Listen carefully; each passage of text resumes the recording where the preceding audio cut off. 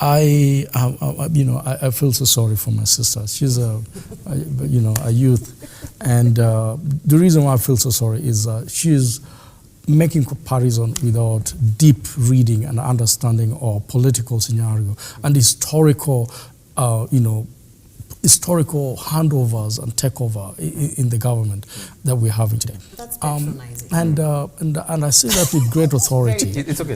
With great authority, regardless of what she says in this one, because I'm scoring this, knowing very well. And what Kyoko has said is the truth.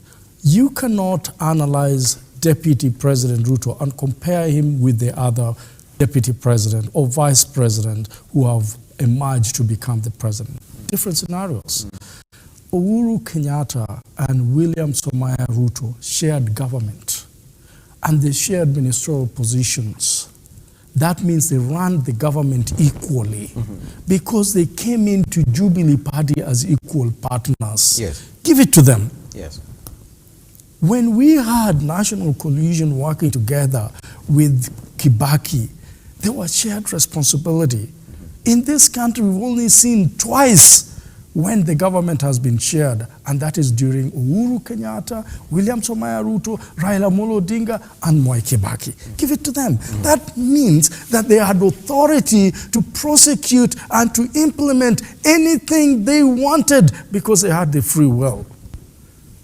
But not the other vice presidents. Today I say this as I move away from that reality, just to educate my younger sister here, because I know she's going to read. She's a very smart woman. President Uhuru Kenyatta has no choice but to work with Raila Amolo Odinga and the NASA fraternity for the next government if he doesn't want William Somaya Ruto. And I say this, Raila Amolo Odinga has won even though he's never been the president of this country. Take it to the bank, whether you like it or not. It is a known fact. And that means if he goes out there to look for votes, it's just what my brother here was saying, and just a little bit from Central Province, he can still get it. But if you put any other candidate that is not supported by Raila Amolo Odinga, William Ruto goes home with it. The question is, will that have been the succession ideology of one President Uhuru Kenyatta or not? I think he's in public domain, and he said that NASA has to come together. It is also in public domain when he says he cannot leave this country in the hands of a thief. I don't know whom he meant, but somehow people are gazing who that is. I don't know what is told, but seems like the president knows that there's a thief around, that he might not be happy to leave the presidency. I don't know who that is. But today I say this, William Somaya Ruto knows very, very well that when they were making the government, he's the one who came up with the biggest quote, 54%. And the many, many members of parliament in this country that never won an election but won on the basis of 54%. When he said that Nairobi cannot be run by another party but Jubilee, look at it, it was 54%.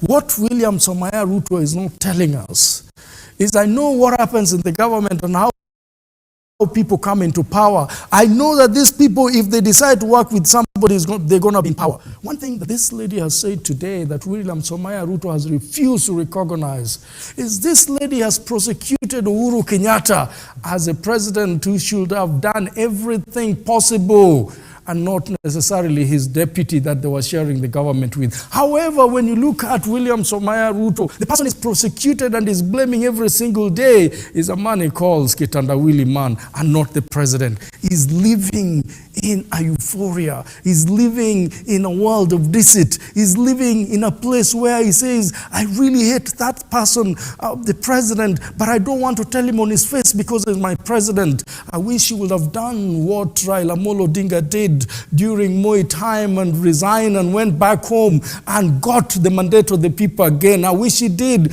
what Mwai Kibaki did, and he went out there and he got the mandate of the people again. When that national rainbow came together, my brother, There was one man from Kisii called Nyechai. He also wanted to be the president.